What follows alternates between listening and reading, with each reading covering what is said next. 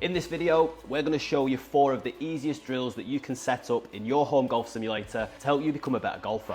This is PGA Pro Harry Shaw, and we are using the TrackMan IO launch monitor here at Golf Swing Systems Northern office in Warrington.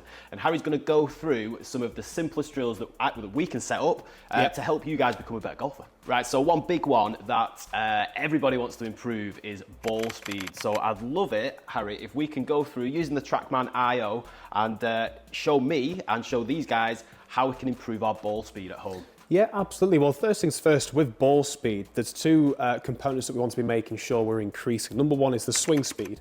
If you can't swing quicker, you're not going to be able to make the ball go further. The second component is strike. If we get more club head speed, the trouble with this is it's very easy for the strike to fall a little bit.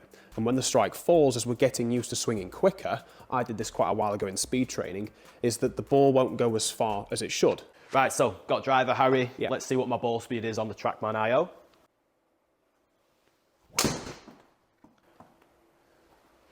Nailed that one. Right. A little bit. Standard.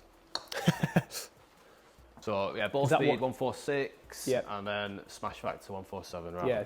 Okay. So we need to improve that. Yes. I'm going to use something called the downshift board, and I'm not too sure if you've heard of this before. I think you have, haven't you? I feel like I've seen it. I've seen something like this before. I've never used one.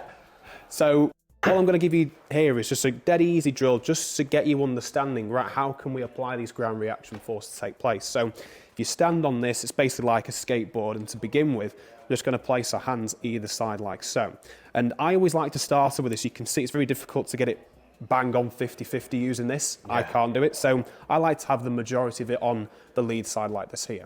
Just so then I can really feel myself as I turn to the top, get that weight transferred onto this side. Now you can see as the board shifts and applies that pressure into this trail side of the body, I'm getting now my back to face towards the target. So the whole idea of this, if I can just take your club, actually, would save me going and getting mine.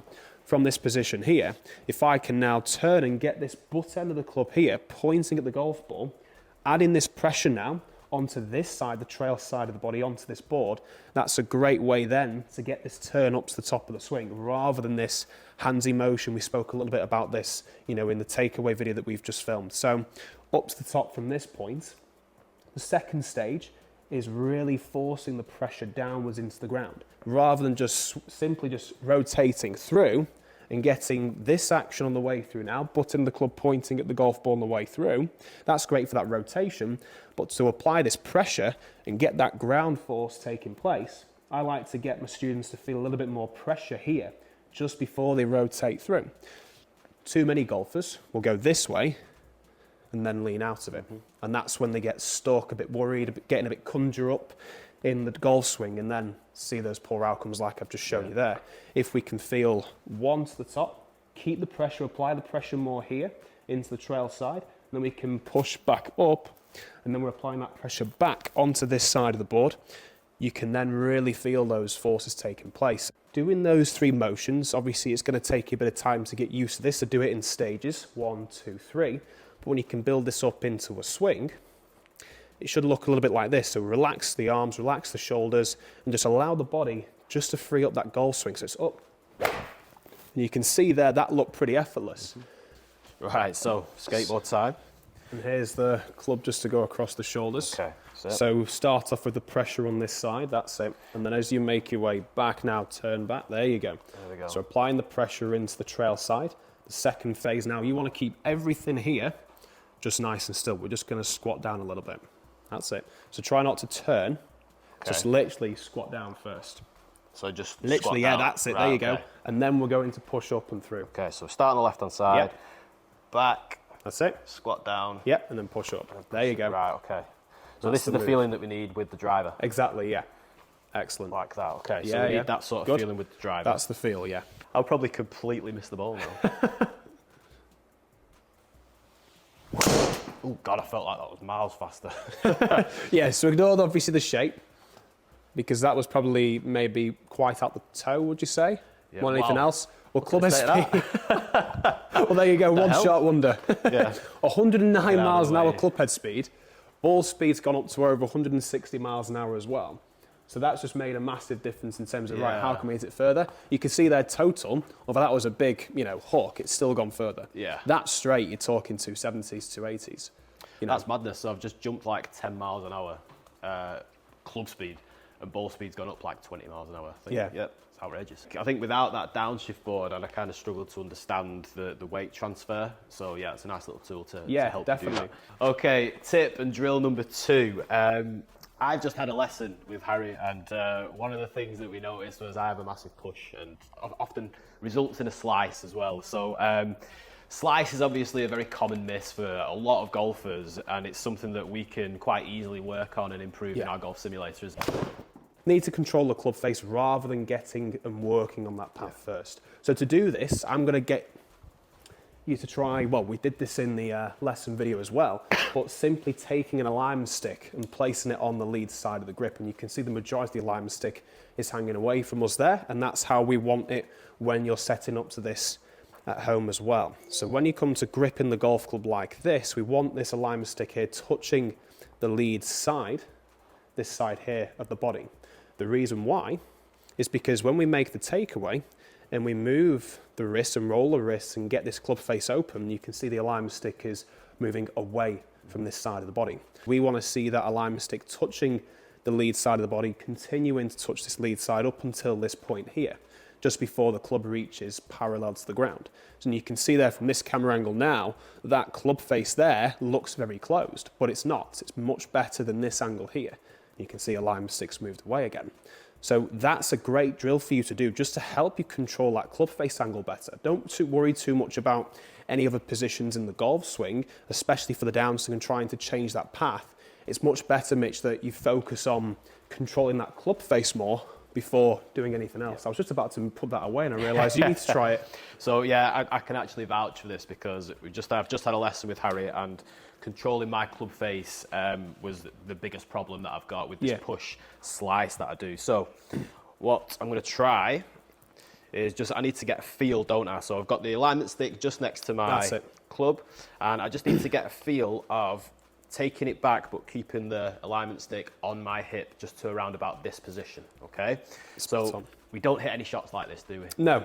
And the reason why we don't is imagine you swinging through and let's just say the alignment stick moves just ever slightly away and then you release it on the way through. It's gonna kill me. Yeah, it's gonna really hurt. It's gonna really hurt. Don't want that. Okay, so just have a few goes like this just to get that feel, and then we can get rid of the alignment stick. Perfect. And I'm going to try not to hit that horrendous slice. Pressure's on now. It is. That's it. So it's getting closer. Getting better. One more time. One more time. Just really exaggerate that move on the way back.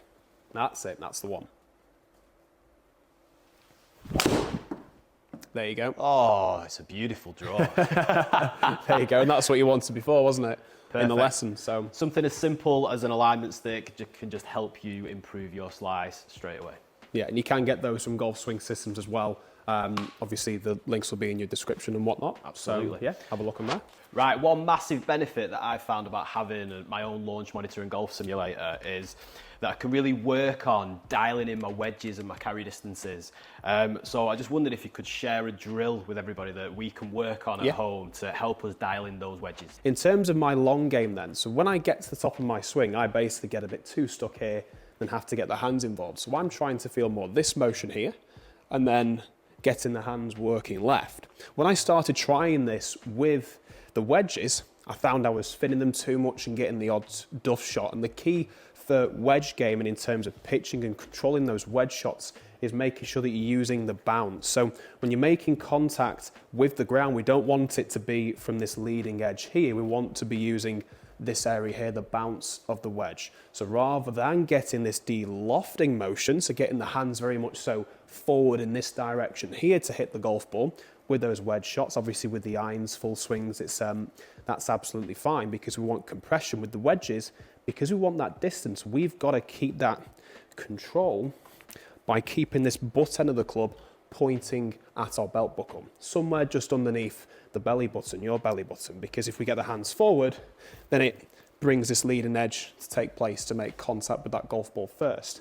So I've got a 60-yard shot here, 61 yards to be exact, and rather than me feeling this motion here and keeping the hands too far forward, obviously I'm thinking narrower stance, having the club now pointing, the butt end of the club, this point here, at my belt buckle. Ball position is ever so slightly, if we can see from that camera angle there, yep, perfect. From here, ball position is ever so slightly forward of the middle. And then from there, just to help me get that height and keep this butt end of the club pointing at my belt buckle. But for me, because I'm so used to trying to forward the hands, I've got to try and get from this point here and just allow the club to nearly overtake the hands. And by doing this, you can see here, now that butt end of the club is pointing at the belt buckle here, as opposed to getting too far forward. But how can we do this all in one motion? Well, from here, it's just this feeling here. You're allowing that club head to fall down to the ball. And then from this position here, we can just turn. Chest, I like to think chest to target on the way through. Nice and simple. And that should help us with that strike, but also hit some good shots doing this. So 61 yards, 54-degree wedge. That was good. There you have it, 61 yards.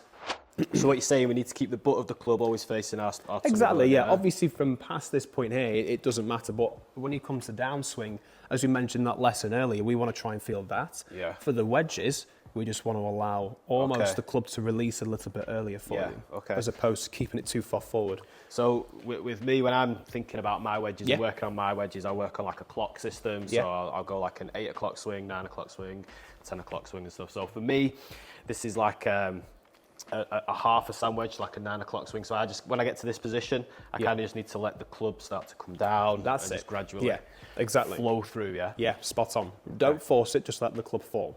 That's it.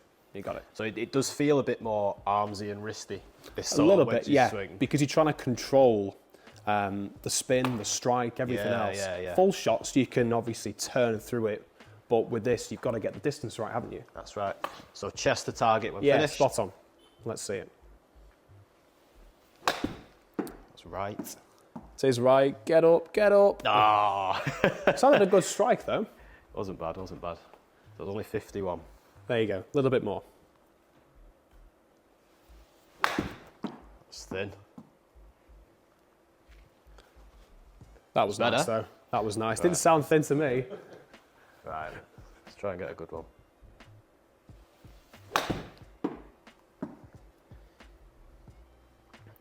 Yeah, it's a perfect distance. Distance control, very good. Yeah, really good. Just and how was the strike on that one? The strike was decent, yeah, just a little bit open club face again, but so I need to just try and turn through a bit more. Yeah, that's it. Yeah.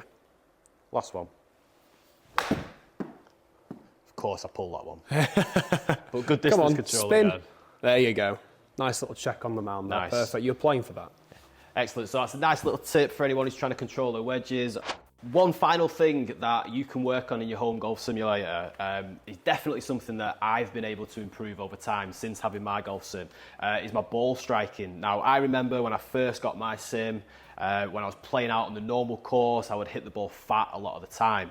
And since having a sim, it's allowed me to obviously practice more, but definitely improve my ball striking. Yeah. So I wondered, Harry, if you can just share a tip with everybody that can help those guys improve their ball striking. So going on from this, I see too many golfers, amateur golfers, and a couple of them recently have come to see me regarding this, is that they'll swing to the top and they'll always have this tendency of thinking, right, I need to fire those hips in the golf swing. They're right, we do need to fire the hips in the golf swing, but what will happen is they'll fire them towards the target. And you can see from here, when this takes place, where's my upper body going? It's staying behind us. The pressure is staying on this side of the body. So the bottom of the swing is going to be before the golf ball. And we want the bottom of the swing, the low point of that arc, to be somewhere around this point here, just as a rough estimate. Once we've made contact with the golf ball, then afterwards to get that good compression and those little divots that you see out on the golf course. So rather than getting the hips to fire this way, towards the net, towards the target that you may be going for out on the driving range, what we want to try and feel more of, if you place the club across the shoulders here, we're turning up to the top as normal, butt end of the club point at the golf ball, and then from here I want you to feel that this lead hip of yours, so for me being a right-handed golfer, being the left hip, is going to fire and shift away from the golf ball.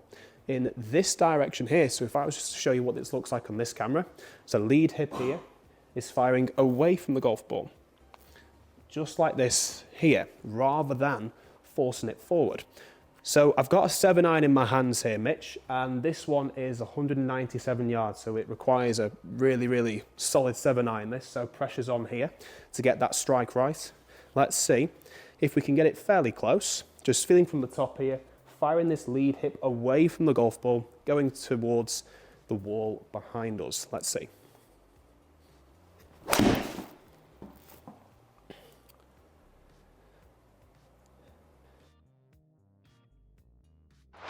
They were 4 simple drills that you can do in your home golf simulator to help you improve your game. Thanks to PGA Pro Harry Shaw.